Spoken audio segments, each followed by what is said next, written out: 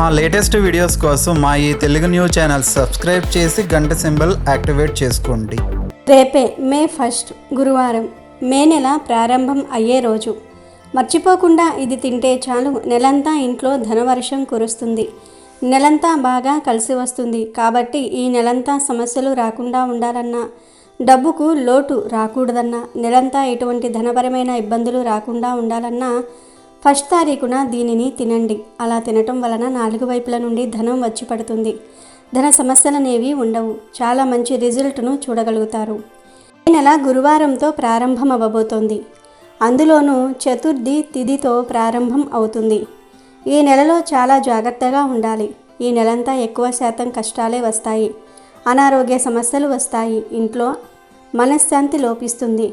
యాక్సిడెంట్లు జరుగుతాయి. భార్యాభర్తల మధ్య కూడా విభేదాలు వచ్చే అవకాశం ఉంటుంది. కనుక చాలా జాగ్రత్తగా ఉండండి. వీలైనంత వరకు ప్రతిరోజు ఇంట్లో పూజ చేసుకోండి. దీపారాధన చేయండి. భగవంతుణ్ణి ఆరాధించండి.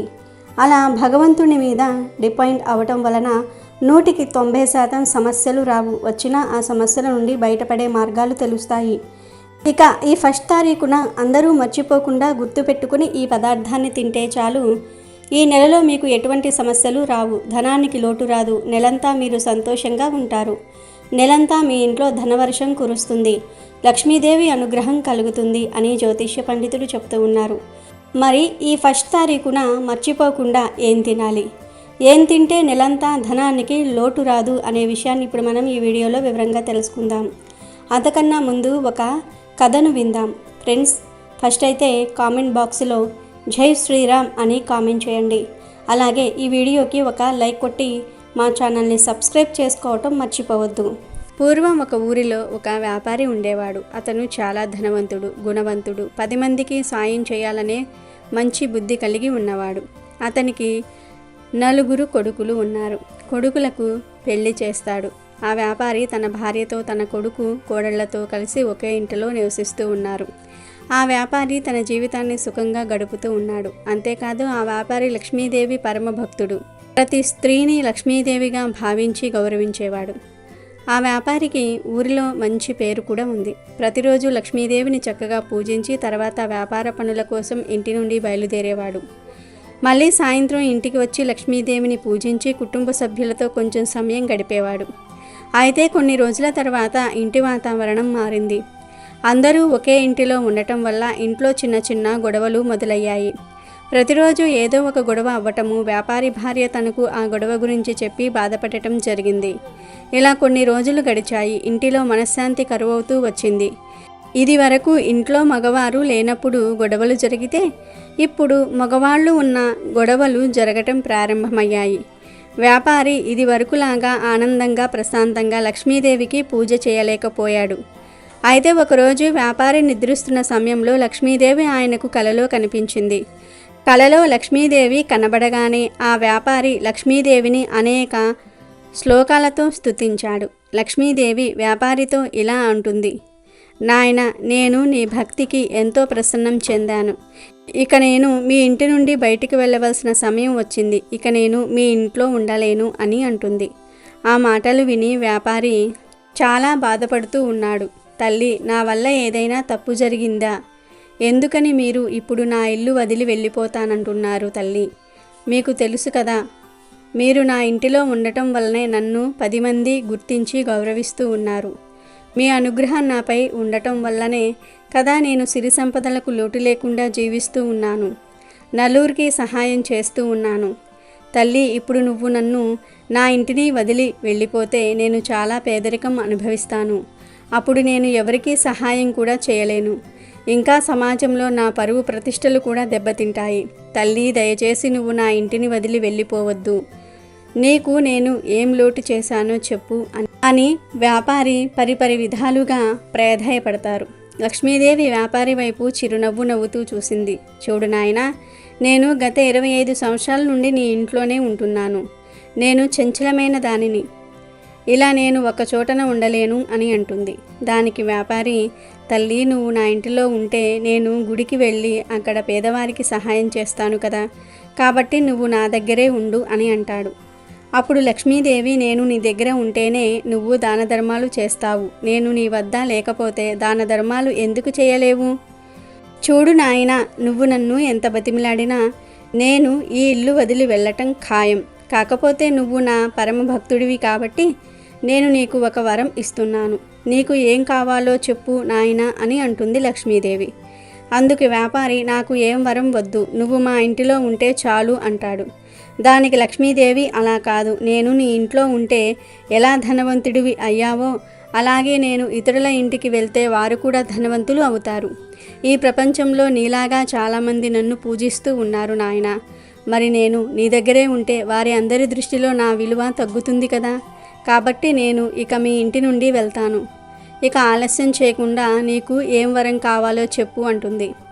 వ్యాపారి చాలా బాధపడతాడు. తల్లి, నా మనసు ఇప్పుడు ఏం బాగోలేదు. తల్లి, నువ్వు ఏమీ అనుకోకుండా రేపు మళ్ళీ రా. ఈలోపు నేను మా ఇంటిలో వారికి ఏం కావాలో కనుక్కొని చెప్తాను అంటాడు. దానికి లక్ష్మీదేవి, చూడు నాయనా, నేను కేవలం నీకు ఒక్కటంటే ఒక్కటే వరం ఇస్తున్నాను.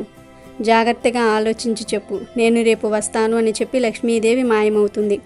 వ్యాపారి గట్టిగా, తల్లి, నన్ను వదిలి వెళ్ళకు అని అరుస్తూ నిద్రలేస్తాడు.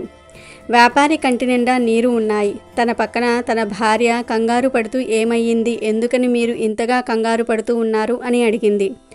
వ్యాపారి భార్య వ్యాపారికి కొన్ని నీళ్లు ఇచ్చింది. వ్యాపారి మళ్ళీ నిద్రలోనికి వెళ్తాడు. ఇక మరుసటి రోజు ఉదయం వ్యాపారి తన భార్యతో రాత్రి కలలో జరిగిందంతా కూడా చెప్తాడు. వ్యాపారి భార్యకు లక్ష్మీదేవి కలలో కనిపించినందుకు ఆనందపడాలో, త్వరలో లక్ష్మీదేవి ఇల్లు వదిలి వెళ్ళిపోతుందని బాధపడాలో అర్థం కాలేదు. వ్యాపారి భార్యతో, ఇప్పుడు నేను ఆ తల్లిని ఏం వరం కోరుకోను అని అడిగాడు.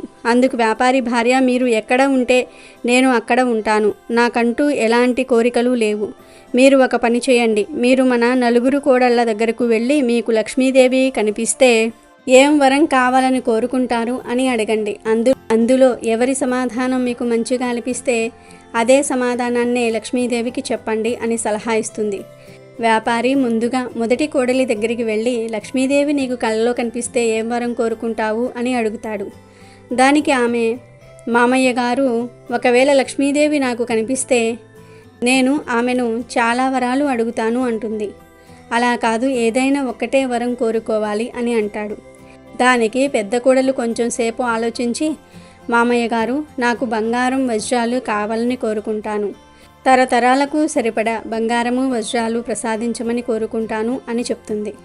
తర్వాత వ్యాపారి రెండవ కోడలి దగ్గరకు వెళ్ళి పెద్ద కోడలిని అడిగిన విధంగా అడిగితే ఆమె నాకు పెద్ద పెద్ద భవనాలు, వ్యాపారం చేసుకోవడానికి పెద్ద పెద్ద భవనాలు కావాలని అడుగుతాను అంటుంది. వ్యాపారాలు మంచి లాభబాటలో నడుస్తాయి కాబట్టి ఇక మనకు ఎలాంటి లోటు ఉండదు అని అంటుంది. తర్వాత మూడవ కోడలిని అదే ప్రశ్న అడిగితే ఆమె, మామయ్య గారు, నేనైతే మన ఊరిలో ఉన్న పంట పొలాలు అన్నీ కూడా నా సొంతం అవ్వాలని కోరుకుంటారు. మన ఊరిలోని పంట చాలా లాభాలను తెచ్చిపెడుతుంది. దాంతో మనకు తరతరాలకు తిన్న తరగని సంపదలు వస్తాయి అంటుంది. ఇక చివరిగా నాలుగవ కోడలి దగ్గరకు వెళ్ళి అడిగితే ఆమె, మామయ్య గారు, నేను లక్ష్మీదేవి నాకు కనిపిస్తే ఒకే ఒక్క కోరికను కోరతాను. మన కుటుంబంలో ఎటువంటి గొడవలు జరగకుండా పిల్లా పాపలతో ఆనందంగా ఉండాలని. మనం ఒకవేళ పేదరికం అనుభవించాల్సి వచ్చినా మన మధ్య ఉన్న ప్రేమ ఆప్యాయతలు తగ్గకూడదు అని లక్ష్మీదేవిని కోరుకుంటాను అని చెప్పింది. వ్యాపారి తన భార్య దగ్గరకు వెళ్ళి నలుగురు కోడళ్ళు చెప్పినవి చెప్తాడు. వ్యాపారి భార్య మొదటి కోడలు అడిగినట్లు బంగారము వజ్రాలు అడిగితే ఎవరైనా సరే గజదొంగ వచ్చి ఆ సంపదను కాజేస్తాడు. రెండవ కోడలు చెప్పినట్లుగా వ్యాపార భవనాలు అడిగితే వ్యాపారాలు కొన్నిసార్లు నష్టాలు వస్తాయి, కొన్నిసార్లు లాభాలు కలుగుతాయి. దీంతో గొడవలు జరిగే అవకాశం కూడా ఉంది. మూడవ కోడలు చెప్పినట్లుగా పంటలు అడిగితే అకాల వర్షం వల్ల పంట నష్టం కలగవచ్చు. దీంతో మనం చాలా పేదరికం అనుభవిస్తాము. ఈ ముగ్గురు కోడళ్ళు చెప్పిన మాటలు ప్రకారం చూస్తే ఎప్పటికైనా ప్రమాదమే. ఏదో ఒక రోజు పేదరికం అనుభవిస్తాం. వాటితో పాటు ఆస్తి గొడవలు పెరిగి ఒకరిపై ఒకరికి ప్రేమలు తగ్గుతాయి. అందుకే నాలుగవ కోడలు ఆస్తులు ఏమీ కాకుండా మన మధ్య ప్రేమ ఆప్యాయతలు ఉండాలని కోరుకుంటుంది. మీరు నాలుగవ కోడలు చెప్పిన మాటను లక్ష్మీదేవికి వరంగా కోరుకోండి, అంతా మంచే జరుగుతుంది అని అంటుంది.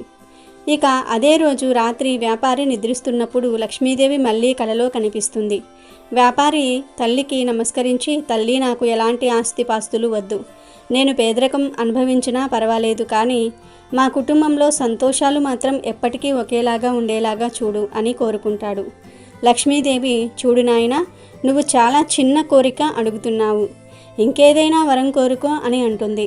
మీరు నన్ను ఎన్నిసార్లు అడిగినా అదే నా కోరిక తల్లి. నా పిల్లలు, కోడళ్ళు, నా వంశం వారందరూ కూడా ఎప్పటికీ ఒకరిపై ఒకరు ప్రేమను కలిగి ఉండాలి.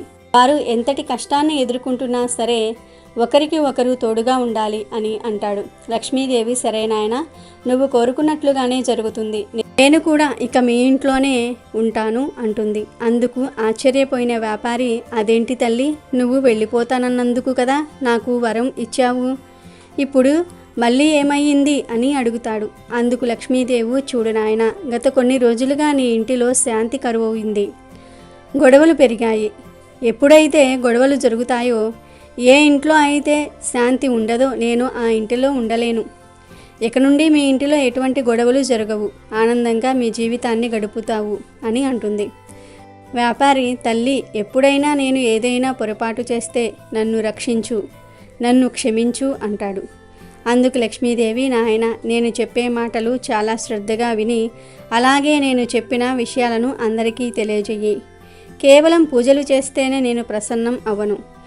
నేను ప్రశాంతంగా ఉన్న వాతావరణంలోనే ఉంటాను. ఏ ఇంట్లో అయితే నన్ను నిత్యము పూజిస్తారో వారి ఇంట్లో నేను ఉంటాను, కానీ అదే ఇంటిలో గొడవలు జరిగితే నేను ఉండలేను. ఇంటిలో ఎక్కువగా మాంసం తిన్నా, మద్యం తాగినా నేను ఆ ఇంటిలో ఉండను. నేను ఎక్కడ ఉంటానో ఎక్కడ ఉండనో చాలా సందర్భాలలో చెప్పాను. కాబట్టి ప్రతి ఒక్కరూ కూడా నన్ను ఇష్టంగా భక్తి భావనలతో పూజించండి, ఏదో ఆశించి పూజించి నన్ను నొప్పించకండి అని వ్యాపారితో చెప్పి లక్ష్మీదేవి మాయమైంది. వ్యాపారి ఆనందంగా తన భార్యతో, కొడుకు, కోడళ్లతో జీవితాన్ని గడిపాడు. కాబట్టి మనమందరము కూడా లక్ష్మీదేవికి నచ్చినట్లుగా ఉందాము, ఆ తల్లి అనుగ్రహాన్ని పొంది ఆనందంగా జీవిద్దాము. ఇక వీడియోలోకి వస్తే, ఈ నెలలో ఎక్కువగా అప్పులు చేసే అవకాశాలు ఉన్నాయి. భార్యాభర్తల మధ్య గొడవలు జరిగే అవకాశాలు ఉన్నాయి. డబ్బుకు ఇబ్బంది పడతారు.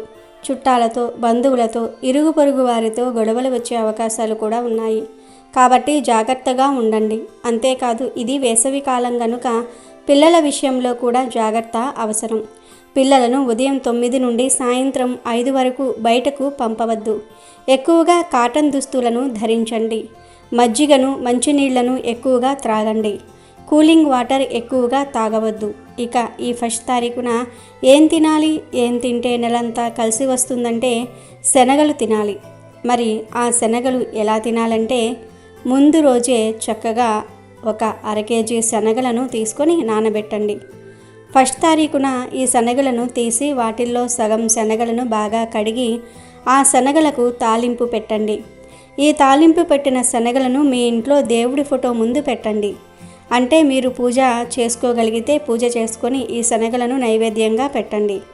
పూజ చేసే సమయం లేకపోతే జస్ట్ దేవుడి ఫోటో ముందు పెట్టి అరగంట తర్వాత ఈ శనగల ప్రసాదాన్ని తీసుకొని ఇంట్లో అందరూ కూడా ఈ శనగలను తినండి.